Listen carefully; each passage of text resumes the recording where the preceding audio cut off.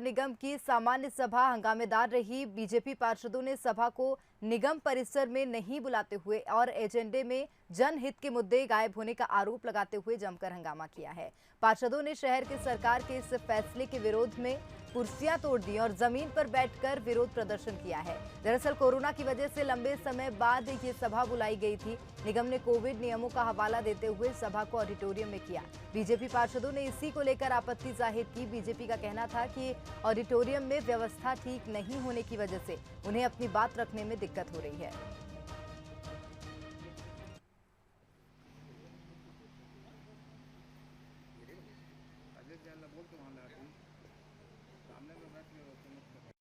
पिछले 4 महीना पहले जो बैठक हुई थी, बैठक में हमारे जो महिला पार्षदों ने बहुत विरोध किया था अव्यवस्था के चलते। उस अव्यवस्था को हमने सभापति को 3 या 4 बार हमने जा के उनसे अनुरोध किया था कि व्यवस्था को सुधारिए, अगला बैठक में मैं सुधारूंगा करके अपना खुद मौखिक हमें सांत्वना भी दिए थे। फिर हमारे नेता प्रतिपक्ष भी स्वयं जाके मिली थी तो उन्होंने बोले व्यवस्था सही हो जाएगी। अभी यहाँ आने के बाद फिर व्यवस्था देखे वही अव्यवस्था, उस अव्यवस्था से हमें बहुत नाराजगी लगी है। सामान्य सभा की बैठक व्यवस्था को लेकर लगातार भारतीय जनता पार्टी के पार्षद सभापति से और महापौर से मांग कर रहे हैं कि वो निगम के सभा कक्ष में आयोजित हो और वहाँ व्यवस्था बनाई जाए। लेकिन लगातार 1.5-2 साल हो गया, निगम प्रशासन और निगम के महापौर सभापति इस बात से बचना चाहते हैं और वो ऑडिटोरियम में इस सभा को कोरोना का बहाना मारकर करना चाहते हैं, जिससे कि भारतीय जनता पार्टी पार्षदगणों को आपत्ति है कि उसमें एमआईसी के सदस्यों को और अन्य सदस्यों के साथ ठीक ढंग से तालमेल नहीं हो पाता, लोग अपनी बातों रखने में सहज महसूस नहीं कर पाते। इस वजह से ये इधर मामले में निगम सभापति का कहना है कि कोविड के प्रोटोकॉल को देखते हुए सामान्य सभा को निगम ऑडिटोरियम में बुलाया गया है। बीजेपी के पास कोई मुद्दा नहीं है, लिहाजा मीडिया में बने रहने के लिए इस तरह का प्रदर्शन कर रही है। विकास के मुद्दे विषय सूची में नहीं है, ये एक बहुत आम बात है। ऐसा आरोप लगाना बहुत इजी जाता है। निसंदेह कहीं भी यदि आप विषय सूची को देखेंगे तो ऐसा लगता नहीं है, क्योंकि बहुत महत्वपूर्ण विषय आए हुए हैं और सस्ती लोकप्रियता के लिए आज जो रास्ता ये लोगों ने अख्तियार किए हैं, कहीं न कहीं जनता इसको समझती है। और वहीं विधानसभा सत्र में विपक्ष के घेरने पर रविंद्र चौबे का बयान सामने आया है। उन्होंने कहा कि सदन इसीलिए होता है कि वहां अपनी बात रखी जाए, लेकिन विपक्ष से मेरा आग्रह है कि सदन से भागे नहीं। विपक्ष प्रश्न करता है और कार्यवाही छोड़कर भाग जाता है। सरकार हर सवाल का जवाब देने को तैयार है। नेता प्रतिपक्ष धर्मलाल कौशिक का बयान भी सामने आया। उन्होंने कहा कि पिछले और इस सत्र के बीच की घटनाएं सदन में रखेंगे। प्रदेश नशे में भारी मात्रा में नशीले पदार्थ मिल रहे हैं, सदन में इस मुद्दे को भी रखा जाएगा। सदन इसीलिए होता है कि वहाँ सामूहिक चर्चा कराई जाए, प्रदेश की आवश्यकताओं को लेकर के बढ़िया चर्चा, रचनात्मक और सकारात्मक चर्चा हो। विपक्ष अगर कहता है कि हम घेरने की तैयारी में हैं, तो निश्चित रूप से उनको अपनी बात रखना चाहिए, सदन से उनको भागना नहीं चाहिए। मैं फिर आपके माध्यम से उनसे आग्रह करना चाहता हूँ कि सदन में कार्रवाइयों में लगातार हिस्सा लें, अपना प्रश्न रखें, अपनी बातें रखें। सरकार हर प्रश्नों के जवाब देने के लिए तैयार है। पिछले विधानसभा सत्र के बाद में इस सत्र के बीच में प्रदेश के जो महत्वपूर्ण घटनाएं घटी है, इन सारे मामलों को लेकर के हम विधानसभा में जाएंगे और ये सारे मुद्दा विधानसभा के माध्यम से उठाए जाएंगे। खास करके आप यहाँ पर देख रहे हैं कि नशा का जो मंडी बन गया है, गांजा लगातार यहां पर पकड़ाई जा रही है। पूरे देश के शराब, पंजाब से लेकर के आपके नॉर्थ ईस्ट तक के शराब की मंडी छत्तीसगढ़ बन गई है।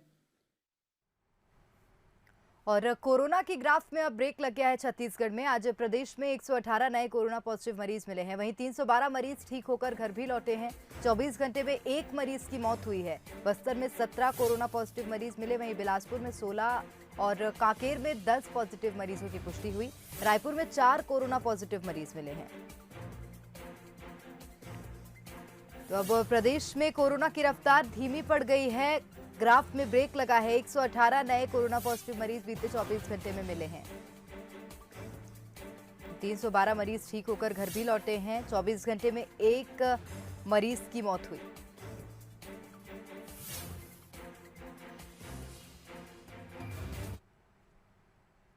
और अगली बड़ी खबर रायपुर से मिल रही है। ऑक्सीजन की कमी से हुई मौतों पर सरकार अब सख्त हो गई है। छत्तीसगढ़ में मौतों का नए सिरे से ऑडिट कराने का फैसला किया गया। 1 मार्च के बाद हुई मौतों का नए सिरे से ऑडिट राज्य सरकार कराएगी। स्वास्थ्य मंत्री टीएस सिंहदेव ने प्रमुख स्वास्थ्य सचिव को इसके निर्देश दिए हैं कि नए सिरे से मौतों का ऑडिट कराया जाए।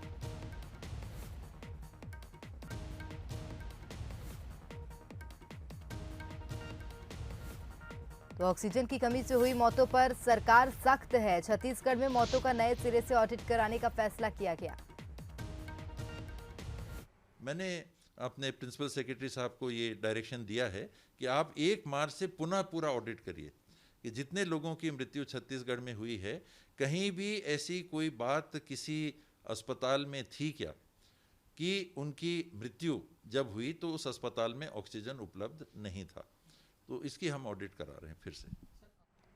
देश कोरोना की 2 भीषण लहरों को झेल चुका है, जिसमें लाखों लोग बीमार हुए और हजारों लोगों की जान चली गई। दूसरी लहर अब कम हो चुकी है, लिहाजा सियासत अपना रंग जमाने लगी है। सियासत में इन दिनों जो नया मुद्दा जोरों से है और बहस का विषय बना हुआ है, देश में किसी की मौत ऑक्सीजन की कमी से हुई या नहीं, देखिए इस खास रिपोर्ट में।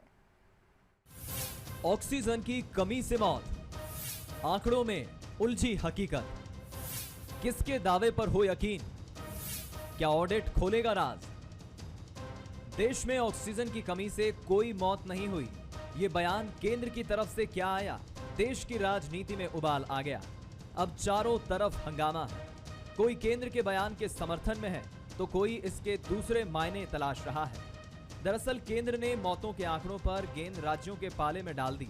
केंद्र ने कहा है कि राज्यों ने ऐसी कोई जानकारी नहीं दी है, तो वहीं राज्य अब इस बयान का दूसरा एंगल निकाल रहे हैं। छत्तीसगढ़ के स्वास्थ्य मंत्री टीएस सिंहदेव का कहना है कि केंद्र ने राज्यों से ऐसा कोई सवाल पूछा ही नहीं, तो जवाब कैसे देते? लेकिन छत्तीसगढ़ में कोरोना के दौरान ऑक्सीजन की कमी से कोई मौत हुई या नहीं, इसकी जांच जरूर होगी। प्रमुख सचिव स्वास्थ्य को दिए निर्देश में 1 मार्च के बाद हुई मौतों का ऑडिट किया जाएगा। मैंने अपने प्रिंसिपल सेक्रेटरी साहब को ये डायरेक्शन दिया है कि आप 1 मार्च से पुनः पूरा ऑडिट करिए कि जितने लोगों की मृत्यु छत्तीसगढ़ में हुई है, कहीं भी ऐसी कोई बात किसी अस्पताल में थी क्या कि उनकी मृत्यु जब हुई तो उस अस्पताल में ऑक्सीजन उपलब्ध नहीं था। तो इसकी हम ऑडिट करा रहे हैं फिर से। केंद्र के बयान पर स्वास्थ्य मंत्री का जवाब आते ही प्रदेश बीजेपी मुखर है। नेता प्रतिपक्ष का कहना है कि दूसरे कांग्रेस शासित राज्यों के स्वास्थ्य मंत्री भी ऑक्सीजन से कमी की मौत को नकार रहे हैं, तो फिर केंद्र के बयान पर बवाल क्यों है? और उन्होंने कहा है कि ऑक्सीजन के हमारे यहाँ प्लस है, हमारे यहाँ कोई ऑक्सीजन के कारण में मौत नहीं हुई है। महाराष्ट्र के जो स्वास्थ्य मंत्री है उनका भी मैंने देखा है, उन्होंने भी सुना हूं उनको मैं, उन्होंने भी कहा है कि हमारे यहाँ ऑक्सीजन के अभाव में किसी की मौत नहीं हुई है। आपके राजस्थान के कांग्रेस के प्रदेश अध्यक्ष हैं।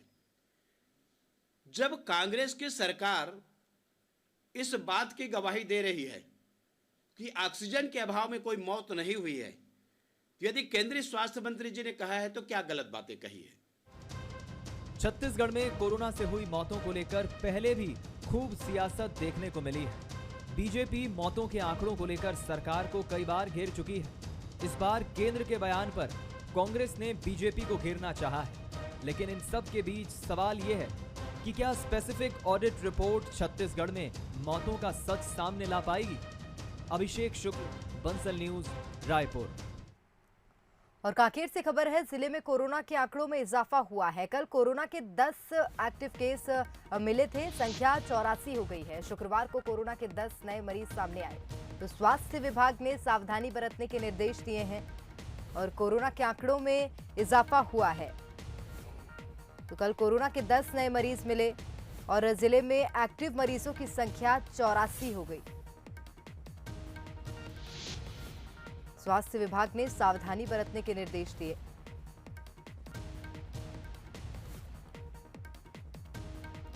तो कांकेर में कोरोना के आंकड़ों में इजाफा हुआ है। 10 नए कोरोना पॉजिटिव मरीज बीते दिन मिले हैं।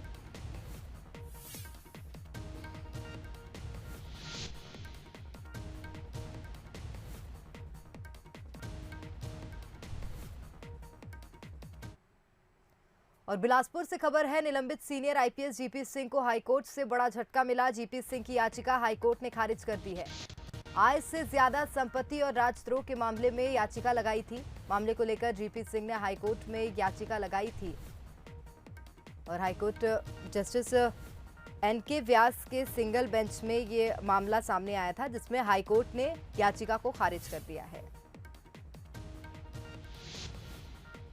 तो निलंबित सीनियर आईपीएस जीपी सिंह को हाईकोर्ट की ओर से एक बड़ा झटका लगा है। हाईकोर्ट ने उनकी याचिका खारिज कर दी है। आय से अधिक संपत्ति और राजद्रोह के मामले में याचिका लगाई थी।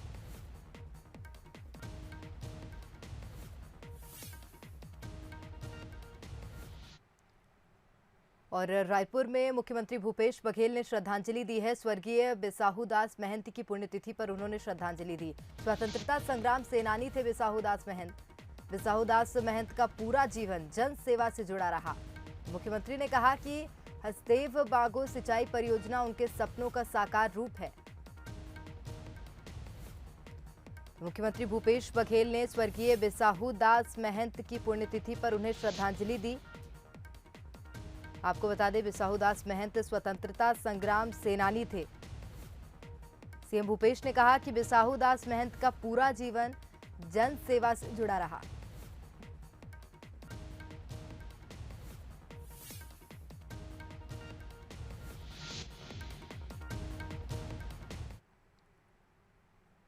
कांकेर में प्रशासन की समझाइश के बाद गुस्साए ग्रामीणों ने प्रदर्शन खत्म कर दिया। कोतवाली थाना इलाके के बारदेवरी गांव में सुबह तेज रफ्तार ट्रक की चपेट में आने से 4 लोगों की मौत हो गई थी, जिसके बाद आरोपी की गिरफ्तारी की मांग करते हुए गुस्साए ग्रामीणों ने चक्का जाम कर दिया। इसकी जानकारी मिलने के बाद कलेक्टर एसपी मौके पर पहुंचे। उन्होंने मृतकों के परिजन को 25-25 हजार रुपए की सहायता राशि दी और आरोपी की गिरफ्तारी का आश्वासन दिया। बताया जा रहा है कि चारों मृतक 12वीं कक्षा के छात्र थे जो मॉर्निंग वॉक पर निकले थे। तभी तेज रफ्तार ट्रक की चपेट में आने से उनकी मौत हो गई। तो इनकी बातों को हमने संज्ञान में लिया है और हमने आश्वस्त किया है कि इसका जो है हम शीघ्र वो जो दोषी चालक है उसको हम लोग अरेस्ट करेंगे और उनको उचित मुआवजा मिले, इसके लिए भी हम राज्य शासन से बातचीत करके उनको जो मुआवजा राशि है उसको उपलब्ध कराया जाएगा। हादसे को रोकने के लिए हम लोगों ने बस अभी जैसे सभी पूरे ज़िले में सीसीटीवी का हम लोगों ने कवरेज बढ़ाया है, जिसमें नंबर प्लेट रीडिंग की भी सुविधा रहेगी। तो जो भी गाड़ियां स्पीड में जाएंगी उनका नंबर हम लोग तत्काल नोट करके उनके खिलाफ चालानी कार्रवाई भी कर सकते हैं। साथ साथ हमारे पास स्पीड रेडार की गाड़ी है। पूरे हाईवे में और पूरे स्टेट हाईवे में हम लोग यही प्रयास करेंगे कि जगह जगह पे चालानी कार्रवाई करके शराब पीने वालों के लिए ब्रेथ एनालाइजर का यूज़ करके कार्रवाई करें और इस तरह की घटना को आगे होने से रोकें। और अगली खबर भी कांकेर से मिल रही है। आज से बेमियादी हड़ताल पर 400 लैंप्स कर्मचारी जाएंगे। संघ के आह्वान पर पूरे संभाग में कर्मचारी हड़ताल करेंगे। सेवा नियमों में संशोधन की मांग को लेकर हड़ताल करेंगे। कर्मचारियों की हड़ताल के चलते काम प्रभावित होगा। बीज वितरण, फसल बीमा सहित गोधन न्याय योजना का काम प्रभावित होगा। तो सेवा नियमों में संशोधन की मांग को लेकर लैंप्स कर्मचारी हड़ताल करेंगे। संघ के आह्वान पर पूरे संभाग में कर्मचारी हड़ताल पर जाएंगे और कर्मचारियों की हड़ताल के चलते काम प्रभावित होगा। बीज वितरण, फसल बीमा सहित गोधन न्याय योजना का काम प्रभावित होगा।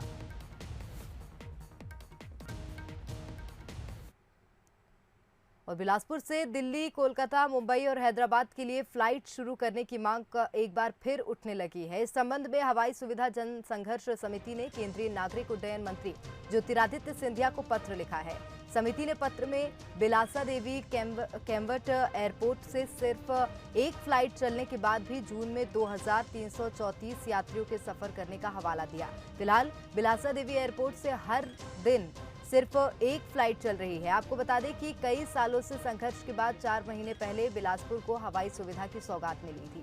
1 मार्च से बिलासा देवी केवट एयरपोर्ट से जबलपुर, प्रयागराज और दिल्ली के लिए फ्लाइट की शुरुआत हुई। और ये हर्ष की बात है कि वो अविभाजित मध्य प्रदेश, जिसमें हम लोग भी शामिल थे, उसका हिस्सा हैं ज्योतिरादित्य सिंधिया जी। तो हमने उनसे मांग की है कि हमको बिलासपुर से दिल्ली सुबह सुबह एक डायरेक्ट फ़्लाइट चाहिए। हमने मांग की है कि इंदौर मध्य प्रदेश से बिलासपुर होते हुए कोलकाता फ़्लाइट दीजिए। पहले इंदौर से रायपुर होकर कोलकाता फ़्लाइट थी, लेकिन रायपुर के मुकाबले बिलासपुर में बंगाली समुदाय ज़्यादा बड़ी संख्या में रहता है, तो इंदौर से बिलासपुर होते हुए अगर कलकत्ता फ्लाइट होगी तो ज़्यादा फायदेमंद होगा। तो चारों दिशाओं में हमको कम से कम एक फ्लाइट डायरेक्ट चाहिए, सीधी चाहिए, ये मांग हमने की है। बलरामपुर की ओर रुख कर लेते हैं। सिरफिरे युवक ने पत्नी और बच्ची की हत्या की है। 2 दिन पहले महिला की हत्या की थी। पुलिस को सड़ी गली हालत में शव मिला था। मौके पर आरोपी ने पर्चा भी छोड़ा था। आरोपी ने पर्चे में 4 लोगों की हत्या की बात लिखी थी। आरोपी वारदात को अंजाम देने के बाद से फरार है। वाड्रफनगर चौकी क्षेत्र का ये मामला बताया जा रहा है, जहां सिरफिरे युवक ने पत्नी और बच्ची की हत्या की। तो सड़ी गली हालत में पुलिस को शव मिला। मौके पर आरोपी ने एक पर्चा भी छोड़ा था और पर्चे में 4 लोगों की हत्या की बात लिखी थी।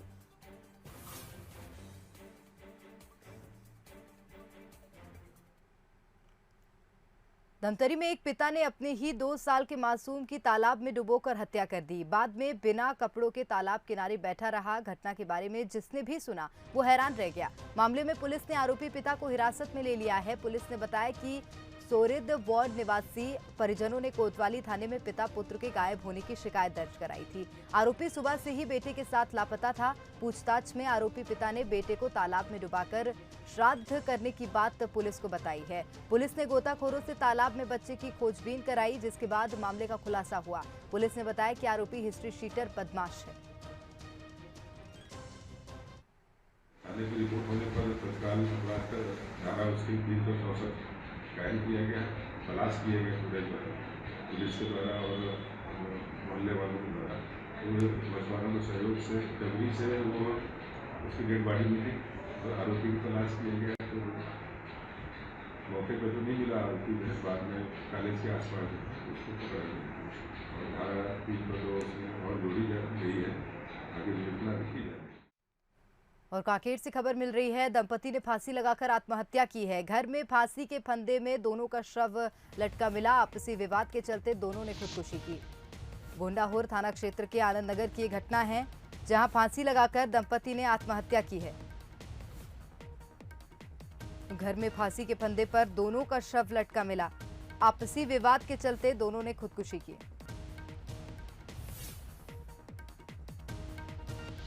तो दंपति ने फांसी लगाकर आत्महत्या की। गोंडाहोर थाना क्षेत्र के आनंद नगर की यह घटना है।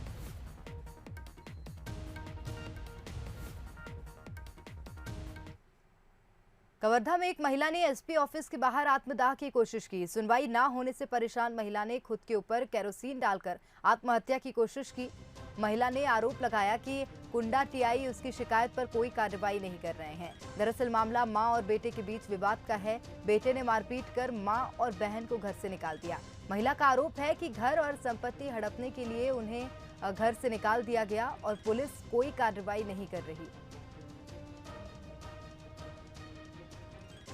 7 महीना हो गया, बहुत ज़्यादा परेशान हो। सौतेला भाई बिलासपुर में रहते 30-40 साल। जब पिताजी खत्म हुए तो आज हम लोग बहुत ज़्यादा परेशान कर रहे। स्कूटी चुरा लेगी, सोखर बारे शिकायत करी, कोई एक्शन नहीं ली। बर्तन चोरी करी, सोखर बारे में शिकायत करी, ओखर बारे में कोई एक्शन नहीं ली। हम लोग 3-4 बार हो गए मारपीट कर, तो ओखर बारे में कोई एक्शन नहीं ली। और मोबाइल भी चोरी कर ली। आज हमारे एसपी ऑफिस आ रहे हैं, एसपी साहब के साथ नहीं कोई एक्शन नहीं लेते। वहाँ बराबर काउंटर धारा लगा देते, मारते देखा और मार खाने वाला। एक संतोषी साहू है, ग्राम महली की है, थाना कुंडा के अंतर्गत रहती है। इनके भाई के पीछे श्रवण है, इनके बीच में जमीन संबंधी या मकान के संबंधी विवाद है। इसी माह में 4/7/2021 को भी लड़ाई झगड़ा हुए थे, जिसमें Pushpa by, Nikki by, Chandrika by, Sanju Yadav, Uttara by. तो संतोषी बाई की रिपोर्ट पर भी इसमें जो है अपराध पंजीबद्ध करके उसमें गिरफ्तारी की भी कार्रवाई की गई है और बाणु वर्ग के तहत प्रतिबंधक के लिए भी किया है। इनके जो पिता थे वे उसकी दूसरी मतलब माँ के उसके संतोषी जो उसकी बेटी है। इनका जमीन संबंधी विवाद जो है एसडीएम न्यायालय में भी चल रहा है। गरियाबंद से खबर है, 2 कारों में भिड़ंत हो गई। एक युवती की मौके पर मौत हो गई। 3 लोग घायल हुए हैं, जिन्हें अस्पताल में भर्ती करा दिया गया। गरियाबंद पांडुका में जतमई के पास यह हादसा हुआ है। 2 कारों में आपस में भिड़ंत हुई, जोरदार भिड़ंत थी। एक युवती की मौके पर मौत हो गई और 3 लोग घायल हुए हैं, जिन्हें अस्पताल में भर्ती करा दिया गया, जहां उनका उपचार जारी है।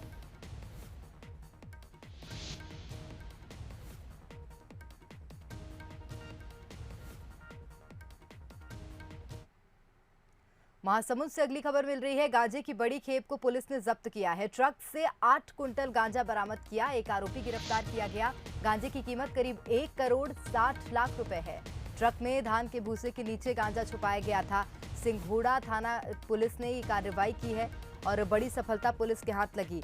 गांजे की बड़ी खेप को जब्त किया है। ट्रक से 8 कुंटल गांजा बरामद किया था। एक आरोपी गिरफ्तार हुआ। गांजे की कीमत करीब 1 करोड़ 60 लाख रुपए आंकी जा रही है।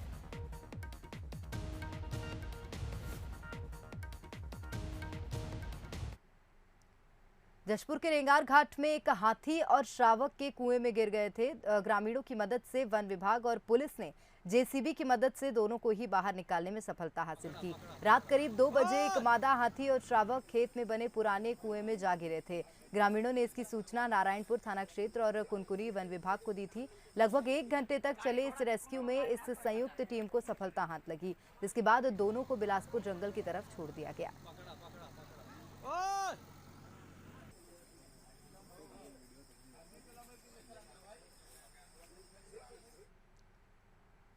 मुंगेली में एक बार फिर बंसल न्यूज की खबर का असर हुआ है। दरअसल मुंगेली में बिना नाली के निर्माण हुए ही 13 लाख रुपए नगरपालिका से निकाल लिए गए थे और इस खबर को बंसल न्यूज ने प्रमुखता से दिखाया था, जिसके बाद कलेक्टर ने मामले पर कार्रवाई करते हुए नगरपालिका अध्यक्ष समेत 6 लोगों पर कार्रवाई के निर्देश दिए थे, जिनमें नगरपालिका अध्यक्ष संतुलाल सोनकर, सीएमओ विकास पाटले, इंजीनियर जेएस तिग्गा, नगरपालिका के लेखपाल आनंद निषाद के साथ ही ठेकेदार और अन्य लोगों के खिलाफ एफआईआर कराने का आदेश दिया। इससे पहले कलेक्टर ने कारण बताओ नोटिस भी जारी किया था, जिसके बाद ये कार्रवाई की गई। सीएमओ को प्राथमिकी दर्ज करने हेतु निर्देशित किया गया है। जैसा कि आप बता रहे हैं कि अभी तक अगर एफआईआर नहीं हुई है तो सीएमओ से इस बारे में जानकारी ली जाए। जांच रिपोर्ट के आधार पर उनको प्राथमिकी दर्ज करने के लिए निर्देशित किया गया है।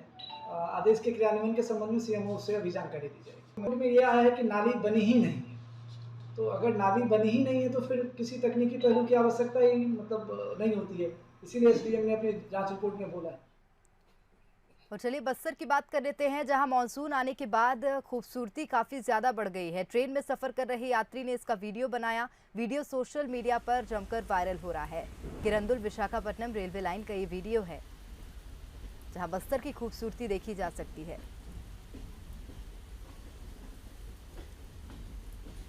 तो मानसून के आने के बाद बस्तर की खूबसूरती बढ़ी है और ट्रेन में सफर कर रहे यात्री ने ये वीडियो बनाए हैं।